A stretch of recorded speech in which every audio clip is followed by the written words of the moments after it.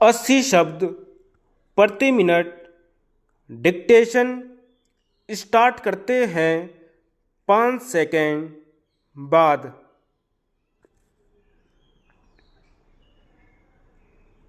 महोदय, गांधी जी ने 20वीं सदी के प्रारंभ में हिंद स्वराज्य पुस्तक लिखकर न केवल भारत के संदर्भ में बल्कि सारे विश्व के संदर्भ में एक नई सभ्यता की कल्पना रखी।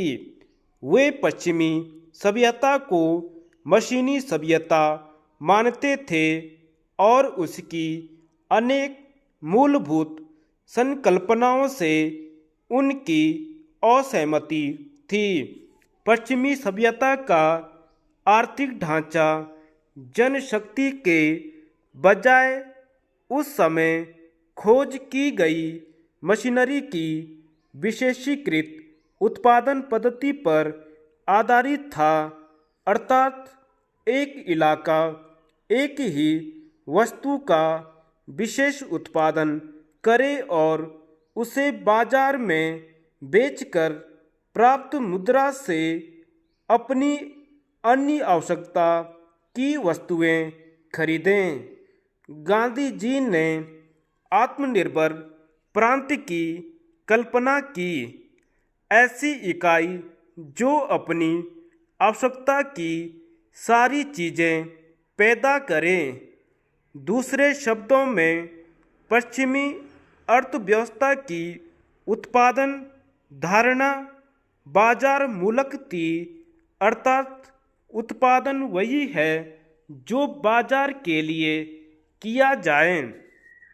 इस सिद्धांत के अनुसार अपने लिए किया गया उत्पादन नहीं है।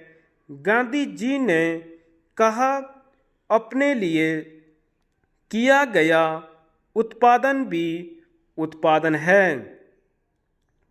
मानव और प्रकृति के बीच प्रतिस्पर्धात्मक एवं शत्रुतापूर्ण द्वंद्व पश्चिमी सभ्यता की एक और प्रमुख विशेषता है। गांधी जी ने इसके विपरीत मानव और प्रकृति के बीच समरस तथा सौहार्दपूर्ण संबंध की कल्पना की। दरिद्र नारायण की कल्पना रखी और सबसे कमजोर के जीवित रहने के अधिकार को न केवल प्रस्तापित किया बल्कि उसके लिए अहिंसात्मक सत्याग्रह के हथियार की खोज करके निर्बल की निर्बलता को महान शक्ति में बदल दिया। मानव विकास की हर योजना की उपयोगिता निर्धारित करने के लिए उन्होंने कसौटी रखी कि योजना से सबसे नीचे बैठे निर्धन कमजोर व्यक्ति को कितना लाभ होगा।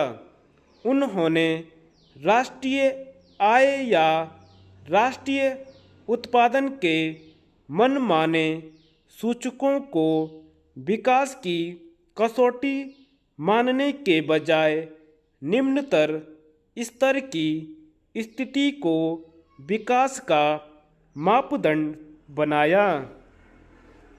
पश्चिमी सभ्यता ने मानव की मशीन के रूप में कल्पना की, ऐसी मशीन जिसे किसी एक स्थान से नियंत्रित किया जा सकता है। न्यूटन के सिद्धांतों पर मानव मन का नियंत्रण और संचालन करने वाली पश्चिमी सभ्यता ने गांधी के मन में इतनी और रुचि पैदा की कि उन्होंने मशीन का ही बहिष्कार किया और मानव के श्रम को धार्मिक पवित्रता प्रदान की। अपनी शिक्षा की कल्पना में उन्होंने श्रम को उबाऊ मशीनी क्रिया से मुक्त करके उसके साथ सृजन का सुख जोड़ दिया। धन्यवाद।